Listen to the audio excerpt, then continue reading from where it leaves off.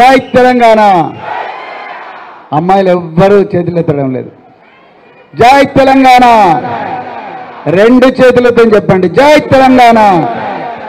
Thank you very much. సభాధ్యక్షులు పెద్దలు వరంగల్ తూర్పు నియోజకవర్గ మాజీ శాసనసభ్యులు శ్రీ నన్నపనేని నరేందర్ గారికి, అదేవిధంగా నేటి ముఖ్య అతిథి విద్యార్థులందరికీ ఒక అన్న, ఒక ప్రియ మిత్రుడు, ఒక గార్డియన్, ఒక దిక్సూచి. మరి తెలంగాణలో ఇది కేవలం కాకతీయుల నాటి తెలంగాణనే కాదు, ఈ తెలంగాణను 21వ శతాబ్దంలో ప్రపంచ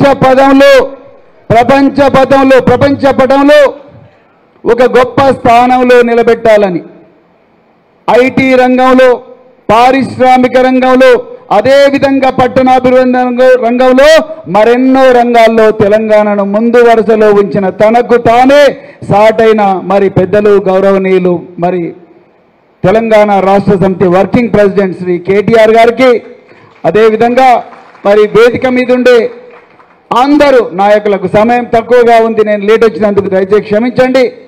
మరి వేదిక మీద ఉండే అందరూ నాయకులకు, అదేవిధంగా వేదిక కింద ఉండే పట్టభద్రుల మిత్రులకు, అలాగే మీడియా మిత్రులకు అందరికీ కూడా హృదయపూర్వక ధన్యవాదాలు తెలుపుతూ, మిత్రులారా ఇంతవరకు రాకేష్ రెడ్డి మాట్లాడారు. మరి రాకేష్ రెడ్డి మాటల్లో మీకు ఎక్కడన్నా బూతు పదాలు వినిపించినాయా? ఎక్కడైనా అసభ్యకరమైన భావజాలం ఏమైనా బయటపడ్డదా? లేదు మిత్రులారా. మరి ఇలా అలాంటి ఒక గొప్ప వజ్రం లాంటి, రత్నం లాంటి, పగడం లాంటి ఒక గొప్ప అభ్యర్థిని మనకిచ్చిన పెద్దలు గౌరవనీయులు కేసీఆర్ గారికి, కేటీఆర్ గారికి హృదయపూర్వక ధన్యవాదాలు చెప్పాలంటే గట్టిగా చప్పట్లు కొట్టండి. ఒకసారి మన ఊరుగాళ్ళు బిడ్డ గట్టిగా కొట్టండి. మిత్రులారా, ప్రశ్నించే గొంతుక అని ప్రతిరోజు కూడా గత 10 సంవత్సరాల నుంచి మనం ఊదరగొడుతున్నారు. కానీ బీఆర్ఎస్ పార్టీకి ఒక ప్రత్యేకత ఉన్నది. బీఆర్ఎస్ పార్టీ కేవలం ప్రశ్నించే గొంతుక మాత్రమే తయారు చేయదు, పరిష్కారం ఇచ్చే గొంతుకలను కూడా తయారు చేస్తారు. ఉదాహరణ మీకు చెప్పాలి. ఇప్పుడు లేటెస్ట్ బ్రేకింగ్ న్యూస్ మిత్రులారా, నిన్న నేను కేటీఆర్ గారు మేము నల్గొండ ఉమ్మడి జిల్లాలో మిర్యాలగూడ, అదేవిధంగా నల్గొండ, సాగర్ ఈ 3 నియోజకవర్గాల్లో మేము పట్టభద్రులతో సభలు నిర్వహించడం జరిగింది. మరి పట్టభద్రుల సభలు నిర్వహించే క్రమంలో మాకు ఒక తండ్రి, ఆయన పేరు ముంజం భిక్షపతి, ఆయన కూతురును సాంఘిక సంక్షేమ శాఖ, ఆయన కూతురుతో పాటు ఇంకొక 2 అమ్మాయిలను, ఇంకొక అబ్బాయిని అమెరికాలో అండర్ గ్రాడ్యుయేట్ కోర్సుకు సాంఘిక సంక్షేమ శాఖ నిధులతోని పంపిస్తే ఆనాటి బీఆర్ఎస్ ప్రభుత్వం వాళ్లకు సెమిస్టర్కు $6,000 ఫీజు కట్టి పంపిస్తే 3 సెమిస్టర్ల ఫీ పంపించిన తర్వాత కాంగ్రెస్ ప్రభుత్వం వచ్చి వాళ్లకు మేము ఫీ ఇవ్వము, ఇక్కడ ఏవి రూల్స్ లేవని చెప్పేసి ఆపేస్తే అమ్మాయిలండి, వయస్సు 19 సంవత్సరాలు, తల్లిదండ్రులు లేరు, 12,000 కిలోమీటర్ల అట్లాంటిక్ మహాసముద్రం దాటి అమెరికాలో అయోవా రాష్ట్రంలో ఎవరూ తెలియదు, కేవలం యూనివర్సిటీ డామ్లో బతకాలి. సమ్మర్ హాలిడేస్కి అంత సమ్మర్ వెకేషన్ అమెరికాలో మే నుంచి సెప్టెంబర్ వరకు సమ్మర్ వెకేషన్ ఉంటుంది. సమ్మర్ వెకేషన్కు ఇంటికి కూడా తీసుకురాలేని పరిస్థితి, అన్ని డబ్బులు లేవు పేదవాళ్ళ దగ్గర. వాళ్ళ ముగ్గురికి, ఆ ముగ్గురు ఇంకెంతోమంది పిల్లలు ఉన్నారు, వాళ్ళందరికీ స్కాలర్షిప్ రాలేదని ఒక తండ్రి ఏడ్చుకుంటూ ఒక లెటర్ పంపిస్తే నిన్న కేటీఆర్ గారి సమక్షంలో ఆ లెటరు మేము ప్రజల ముందర చదివి దమ్ముంటే ఈ సమస్యను ముందు మీ ప్రశ్నించే గొంతుకలు ఈ సమస్యను పరిష్కారం చేయండి అని మేము ఒక సవాల్ విసిరితే, మా రాకేష్ రెడ్డి అందరం కలిసి సవాల్ విసిరితే నిన్న రాత్రి 9:30 కన్నా డిప్యూటీ సీఎం గారి ఆఫీస్ నుంచి ఫోన్ వచ్చింది, మీరు అక్కడికి ఎందుకు పోయినరు, ఎవరు లెటర్ రాయమన్నారు మీకు, మేము చేస్తాం కదా అని చెప్పి పొద్దున 8:30కు వాళ్ళ ఆఫీస్కి పిలిపించుకొని మీకు 2 రోజుల లోపల మీ సమస్య పరిష్కారం చేస్తామని చెప్పిండ్రు. మిత్రులారా, రేపు రాకేష్ రెడ్డిని ఎన్నుకుంటే ఇలాంటి అద్భుతాలు రోజుకొకటి జరుగుతాయి. మీరు నమ్ముతున్నారా లేదా? నమ్ముతున్నారా లేదా? బరాబర్ జరుగుతాయి మిత్రులారా. ఈరోజు ఈ యుద్ధం అనేది కేవలం రాకేష్ రెడ్డి గారికో తీన్మార్ మల్లన్న గారికో మధ్యలో జరుగుతున్న యుద్ధం కాదు. ఇది ఒక గొప్ప ఆశయానికి, మరోవైపు అహంకారానికి మధ్యలో జరుగుతున్న యుద్ధం. ఈ యుద్ధం రాజ్యాంగబద్ధంగా జరుగుతున్న ఈ యుద్ధం ఒక నిప్పు లాంటి నిజానికి, ఘోరమైన అబద్ధాలకు మధ్యలో జరుగుతున్న యుద్ధం. ఈ యుద్ధం త్యాగానికి, అదేవిధంగా ద్రోహానికి మధ్యలో జరుగుతున్న యుద్ధం. అందుకొరకే ఈ యుద్ధంలో పట్టభద్రులుగా మనం పట్టపగలే మోసానికి గురి కాకూడదు. 2023 నవంబర్ 30వ తారీఖు నాడు ఇంత బాగా చదువుకున్న మనను, వరంగల్ మహానగరం అంటేనే కాకతీయుల కాలం నాటి నుండి నేటి వరకు కూడా చదువులకు పుట్టినిల్లు. ఎన్నో గొప్ప యూనివర్సిటీలు, ఎన్నో గొప్ప కాలేజీలు, ఎంతోమంది ప్రయోజకులు, దేశ చరిత్రనే మార్చిన గొప్ప గొప్ప పట్టభద్రులను మరి తయారు చేసిన ఈ ఓరుగల్లు తల్లి కూడా ఆ పట్టపగలు మోసానికి గురైంది మిత్రులారా.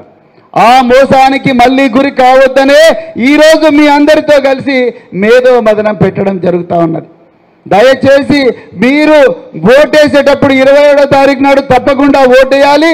ఓటేసేటప్పుడు అభ్యర్థుల గుణగణాలు చూడండి, దయచేసి చూడండి, ఇది చూడాలి. ఇప్పటి వరకు రాకేష్ రెడ్డి తన బయో తానే చెప్పుకున్నాడు. దానికి నేను కొన్ని యాడ్ చేస్తాను, ఎందుకంటే మీరందరూ కూడా చాలామంది ఆస్పిరేషనల్ గ్రాడ్యుయేట్స్ ఉన్నారు కాబట్టి మీకు చెప్పాలి. మిత్రులారా, రాకేష్ రెడ్డి ఇక్కడే పక్కనుండే వంగపాడులో రైతు కుటుంబంలో పుట్టిండు. ఎలాంటి దుర్వ్యసనాలకు లోను కాకుండా, ఎలాంటి 90 ml బాటిళ్లకు బానిస కాకుండా, ఎలాంటి గంజాయికో సిగరెట్కో వాటికి బానిస కాకుండా తల్లిదండ్రుల కలలను తన గుండెలో పెట్టుకొని ఆ చదువుల తల్లి ఒడిలో మరి నిద్రపోయి చాలా గొప్పగా మరి చదువుకొని 10th క్లాస్ ఫస్ట్ క్లాస్లో పాస్ అయ్యి అదేవిధంగా ఇంటర్మీడియట్లో స్టేట్ ర్యాంకర్గా మారిండు మన ఓరుగల్లు బిడ్డ రాకేష్ రెడ్డి.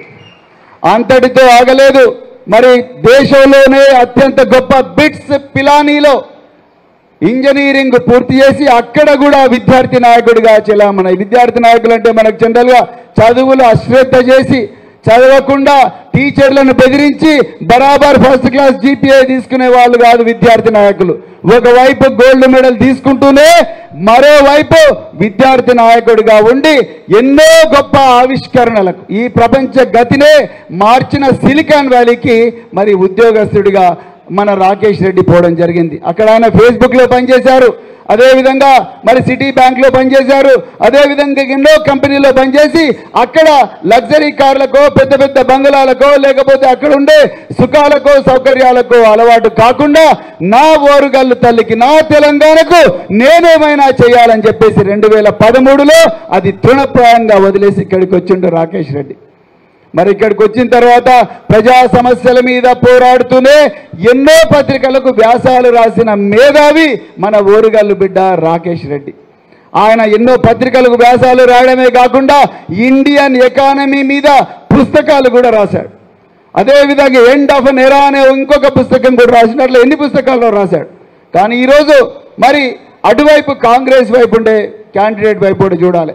34 మంది ఎమ్మెల్యేలు, కాంగ్రెస్ ఎమ్మెల్యేలు ఇంక్లూడింగ్ రేవంత్ రెడ్డి, ఉత్తమ్ కుమార్ రెడ్డి, కోమటిరెడ్డి వెంకటరెడ్డి వీళ్ళందరూ కలిసి కాచి వడబోసి తయారు చేసిన క్యాండిడేట్ మరి తీన్మార్ మల్లన్న. తీన్మార్ మల్లన్న డోసియర్ అంటే మనం ఉద్యోగం వచ్చిన తర్వాత పోలీసు వాళ్ళు మనకు తెలియకుండా మన ఇంటి దగ్గరికి సాధారణ దుస్తుల్లో వచ్చి మన యాంటిసిడెంట్స్ వెరిఫై చేస్తారు. వీళ్ళు అసలు ఏమైనా పోలీస్ కేసులు ఉన్నాయా, లేకపోతే వీళ్ళు పక్కింటోళ్ళతో కొట్లాడినరా, ఎప్పుడైనా దొమ్మిలలో కొట్లాడినరా, లేకపోతే అమ్మాయిలతో మిస్బిహేవ్ చేసిండ్రా, లేకపోతే ఇంకేమైనా చేసిండ్రా అని తెలుసుకొని మరి జిల్లా ఎస్పీకి ఆ తర్వాత ఐజీ ఇంటెలిజెన్స్కు రిపోర్ట్ ఇస్తారు. మరి అదేవిధంగా తీన్మార్ మల్లన్న గారు తన ఎలక్షన్ కమిషన్ ఆఫ్ ఇండియాకు సబ్మిట్ చేసిన అఫిడవిట్లో ఆయన మాటల్లోనే చెప్పాలంటే ఆయన మీద 56 కేసులున్నాయి.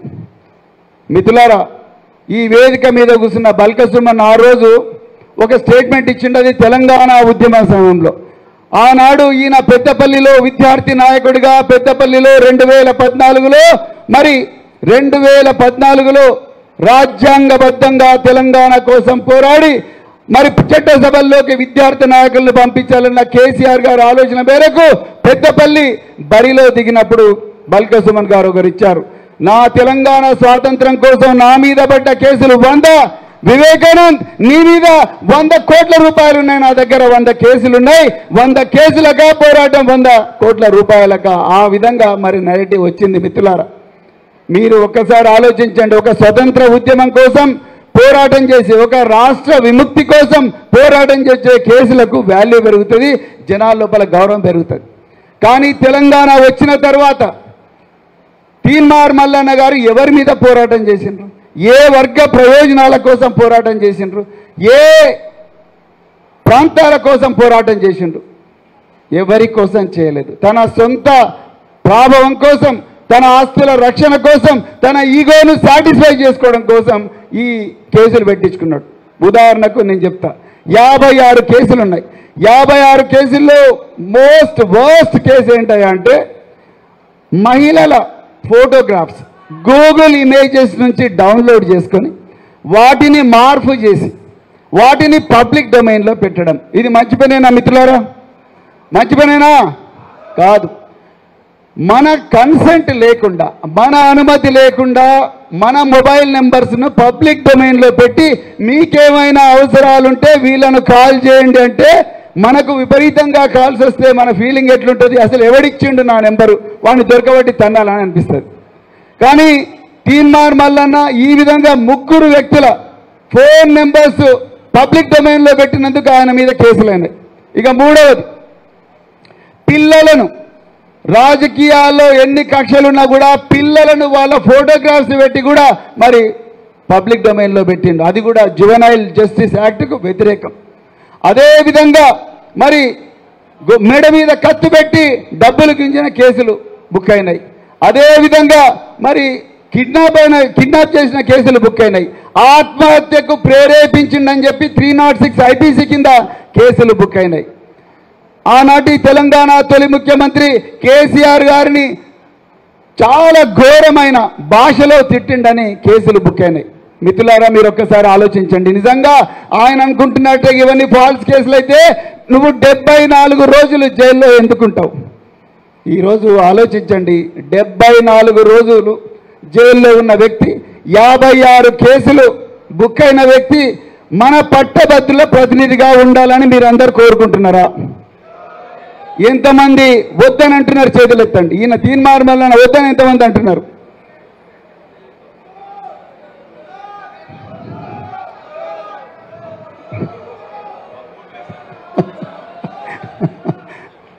అన్నా మీరు కావాలవుతా వద్దు అని అంటున్నారు. మిత్రులారా, దయచేసి మీరందరూ పట్టభద్రులు ఒక్కసారి ఆలోచించండి. ఏనుగుల రాకేష్ రెడ్డి వల్ల మనకు న్యాయం జరుగుద్దా, లేకపోతే తీన్మార్ మల్లన్న ద్వారా న్యాయం జరుగుద్దా? ఇంకొక విషయం కూడా మీకు చెప్పాలి మిత్రులారా, కొంతమంది కోచింగ్ సెంటర్ల యజమానులు, కొంతమంది పేద విద్యార్థుల కోసం న్యాయం చేసిన వ్యక్తులు, వాళ్ళు కూడా ఈ ఎన్నికల బరిలో ఉన్నారు. వాళ్ళకి నిజంగా చాలా ధన్యవాదాలు తెలపాలి. వాళ్ళు ప్రజాస్వామ్యాన్ని నమ్ముకున్నారు, రాజ్యాంగాన్ని నమ్ముకున్నారు. కానీ వాళ్ళు ఒక మంచి వ్యక్తులు, కానీ వాళ్ళు వ్యవస్థను కదిలించలేరు. మిత్రులారా, దయచేసి మీరందరూ గుర్తుపెట్టుకోవాలి, వాళ్ళు వ్యవస్థను కదిలించలేరు. వాళ్ళు ఒక మంచి వ్యక్తులుగా మిగిలిపోతారు. నేను వాళ్ళని కూడా రిక్వెస్ట్ చేస్తున్నా, దయచేసి ఏనుగుల రాకేష్ రెడ్డి గారికి మీరు సపోర్ట్ చేయండి. ఎందుకు చెప్తున్నా అంటే, రేపు ఏనుగుల రాకేష్ రెడ్డి చట్టసభలో కూర్చుంటే మీరందరూ కూడా చట్టసభల్లో కూర్చున్నట్టే మిత్రులారా. రేపు ఏనుగుల రాకేష్ రెడ్డి చట్టసభల్లో కూర్చుంటే ఆయన వెనుక పెద్దలు కేటీఆర్ గారు, ఇక్కడ వేదిక మీద ఉన్న దయాకర్ రావు గారు, బల్క సుమన్ గారు, నన్నపనేని నరేందర్ గారు, అట్లా ఈ విపరీతమైన రాజకీయ అనుభవం ఉన్న గొప్ప మరి రాజనీతిజ్ఞులు ఆయనను వెనుక నుంచి గైడ్ చేస్తూ ఉంటారు. వాళ్ళందరూ కూడా మీ అందరి సమస్యల పరిష్కారం కోసం ఏనుగుల రాకేష్ రెడ్డి గారిని మరి గైడ్ చేస్తూ ఉంటారు. రేపు పొద్దున ఏనుగుల రాకేష్ రెడ్డి గారు లెజిస్లేటివ్ కౌన్సిల్లో ఒక స్టేట్మెంట్ ఇస్తే అది ఆదిలాబాద్ నుండి అలంపూరు దాకా, కోదాడ నుండి కొల్లాపూర్ దాకా ప్రతి చోట కూడా విద్యార్థులు వాళ్ళ కోసం గలమెత్తే ఎంతో మంది, లక్షలాది మంది బీఆర్ఎస్ కార్యకర్తలు రోడ్డు మీదకి వచ్చి మీ ప్రయోజనాలను రక్షిస్తారు మిత్రులారా. కానీ ఈ కోచింగ్ సెంటర్ల యజమానులు కానీ ఈ యూట్యూబ్ ఛానల్లో కోచింగ్ చెప్పే మంచి మిత్రులు ఎవరైతున్నారో వాళ్ళందరూ కేవలం ఒక వాయిస్గానే మిగిలిపోతారు తప్ప వాళ్ళు వ్యవస్థను పూర్తిగా కదిలించే ఒక సాఫ్ట్ పవర్ కానీ హార్డ్ పవర్ కానీ వాళ్ళ దగ్గర ఉండదు మిత్రులారా. అది కూడా దయచేసి గుర్తుపెట్టుకోండి. ఇంతకుముందు రాకేష్ రెడ్డి గారు మాట్లాడుతూ నేను వరంగల్లో 692 మందికి క్యాంపస్ ప్లేస్మెంట్స్ ఇచ్చాను అన్నారు. చాలా సంతోషం మిత్రులారా. ఒకటి గుర్తుపెట్టుకోండి, రాకేష్ రెడ్డి చదివిన ఇన్స్టిట్యూషన్ మామూలు ఇన్స్టిట్యూషన్ కాదు. ఇప్పుడు ఎస్ఆర్ ట్యూటోరియల్స్ అంటే ఎస్ఆర్లో చదివిన ఎంతోమంది డాక్టర్లు ఇంజనీర్లు వాళ్ళ గురించి మనం మాట్లాడతాం. కాకతీయ యూనివర్సిటీ అంటే అక్కడి నుంచి బియ్యాల జనార్దన్ రావు గారి నుంచి మొదలు పెడితే ప్రొఫెసర్ జయశంకర్ గారు నుంచి మొదలు పెడితే ఎంతోమంది గొప్ప గొప్ప వ్యక్తుల గురించి మాట్లాడతాం. అదేవిధంగా బిట్స్ పిలానీలో రాకేష్ రెడ్డి చదివిన ఇన్స్టిట్యూట్ నుంచి వచ్చిన ఒక 2-3 వ్యక్తుల గురించి మీ సమయాన్ని వేస్ట్ చేయకుండా చెప్తాను. మొట్టమొదటి సమీర్ భాటియా మనకందరికీ ఈమెయిల్ అంటే తెలియని రోజుల్లోనే ఈమెయిల్ను ప్రపంచానికి, దేశానికి కాదు ప్రపంచానికే పరిచయం చేసిన వ్యక్తి సమీర్ భాటియా. ఆయన తయారు చేసిన ప్రోడక్ట్ hotmail.com. ఇప్పుడు మనమందరం జీమెయిల్కి వచ్చినాం కానీ hotmail.com అప్పుడు ఒక హాట్ ప్రోడక్ట్. ఈ hotmail.comను $400 మిలియన్ బిల్ గేట్స్ కొనుక్కున్నాడు. ఆ సమీర్ భాటియా బిట్స్ పిలానీలో చదివాడు. కేటీఆర్ గారికి బాగా తెలుసు redbus.in. ఈ redbus.in లేనప్పుడు మనం ఆర్టీసీ బస్సుల్లో టికెట్లు బుక్ చేసుకోవాలన్నా, ప్రైవేట్ బస్సుల్లో టికెట్లు బుక్ చేసుకోవాలన్నా బస్ స్టేషన్లకు పోయో లేకపోతే రోడ్ల మీద ఎండ నిలబడో వానకు తడిచో ఎక్కడ పడితే అక్కడ ఎన్నో కష్టాలు పడి బుక్ చేసుకునే వాళ్ళం. మధ్యలో ఎన్నోసార్లు చాలా ఇబ్బందులు అయ్యేవి.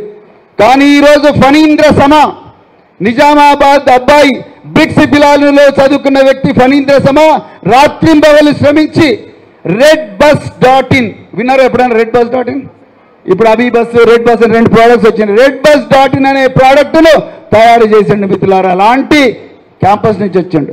బాబా Kalyani Bharat Forge Limited $3 billion company Baba Kalyani, ఆయన కూడా బిట్స్ పిలాన్ నుంచే వచ్చిండు. ఇక 4వ వ్యక్తి నాకు పర్సనల్గా తెలుసు, ప్రశాంత్ పాలకుర్తి. బోస్టన్ మహానగరంలో ఉంటాడు. ఆయన ఇంటికి కూడా నేను పోయినా, ఆయన మహబూబాద్ ప్రాంతమే. ప్రశాంత్ పాలకుర్తి వాళ్ళ సిస్టర్ పునీత సాగర్ నాకు 1 ఇయర్ సీనియర్, ఆమె సైంటిస్ట్. నేను ప్రశాంత్ పాలకుర్తి ఇంటికి పోతే పెద్ద బంగ్లా. నేటి మరి ఉద్యోగం చేయడం లేదా ప్రశాంత్ గారు అంటే, ఉద్యోగం కాదు, నేను కంపెనీ పెట్టి ఆ కంపెనీని $700 మిలియన్ అమ్మి తద్వారా వచ్చిన డబ్బునంతా కూడా ప్రపంచంలో ఉండే పేదవాళ్ళందరి విద్య కోసం నేను ఖర్చు పెడుతున్నా అని చెప్పిండు. ఈరోజు రాకేష్ రెడ్డి ఎమ్మెల్సీ అయితే మిమ్మల్ని ప్రశాంత్ పాలకుర్తి దగ్గర తీసుకుపోతాడు, లేకపోతే ప్రశాంత్ పాలకుర్తిని ఇక్కడికి తీసుకొస్తాడు. అవునా? తీసుకొస్తా లేదా రాకేష్? సారీ, తీసుకొస్తా లేదు. ప్రశాంత్ పాలకుర్తి సార్, నేను బిట్స్ పిలానీ అలున్నాయి, నేను మా వరంగల్ బిడ్డలు పట్టభద్రులు ఇంత బాధల్లో ఉన్నారు, మరి మీరు ఒకసారి వచ్చి మీరు ఒక మోటివేషన్ లెక్చర్ అండి ఇదే నాని ఫంక్షన్ హాల్లో ప్రశాంత్ పాలకుర్తిని తీసుకొచ్చే సత్తా బిట్స్ పిలానీ అలున్నైనా రాకేష్ రెడ్డికి ఉన్నది.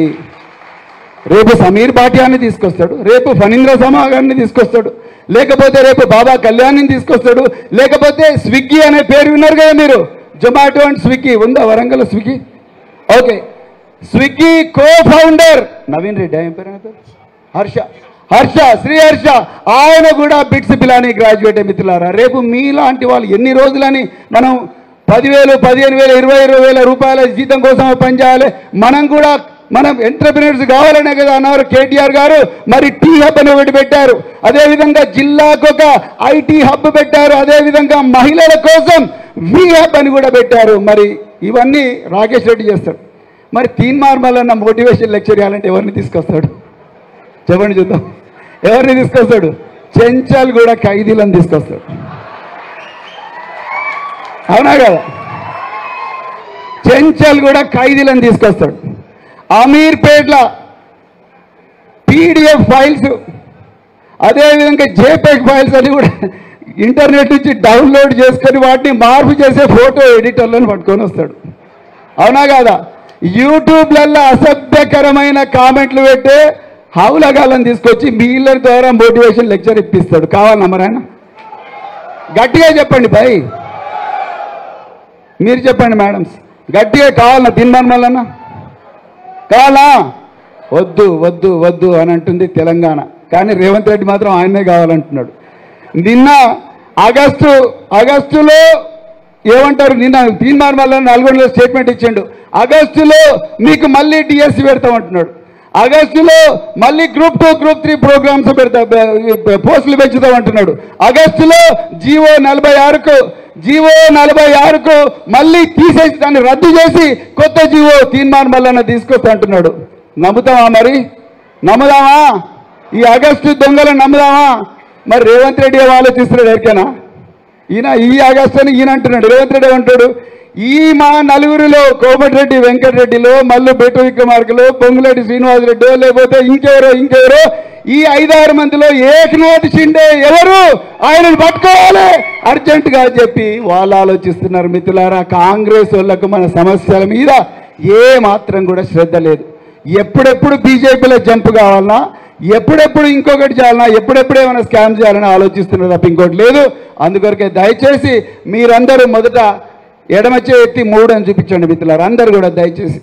అంటే రాకేష్ రెడ్డి 3వ స్థానంలో ఉన్నాడు అకార్డింగ్ టు ద బోర్డ్. నమూనా బ్యాలెట్లో 3వ స్థానం ఉన్నాడు. మీరు ఇప్పుడు కుడి చేయి ఎత్తండి, ఎడమ చేయి పైకే పెట్టండి, తీసకండి. కుడి చేయి పెట్టి 1వ నెంబర్ చూపించండి. 1 అని రాయాలి. పట్టభద్రులారా, ఇదన్నీ బాగా గుర్తుపెట్టుకోవాలి. పొద్దున నిద్ర లేగానే 3, 1, రాత్రి నిద్రపోయేటప్పుడు 3, 1, మధ్యాహ్నం లంచ్ చేసేటప్పుడు 3, 1, మార్నింగ్ జాగింగ్ చేసేటప్పుడు 3, 1. అంటే 3rd పొజిషన్లో ఉండే రాకేష్ రెడ్డికి 1వ నెంబర్ అని రాయాలి. ONE 1 అని రాయొద్దు, 1 అని రాయొద్దు, శ్రీరాముడు నీవే కలవని రాయొద్దు, లేకపోతే ఇవన్నీ రాయొద్దు, ఓన్లీ 1 అని రాయాలి మిత్రులారా. మరి మరొక్కసారి ఇంత చక్కటి అవకాశం ఇచ్చి మీరందరూ కూడా ఇంత ఓపికగా మీ భవిష్యత్తు కోసం మరి ఇంత ఓపికగా ఈ ప్రసంగం విన్నందుకు మరొకసారి చెప్తూ జై తెలంగాణ.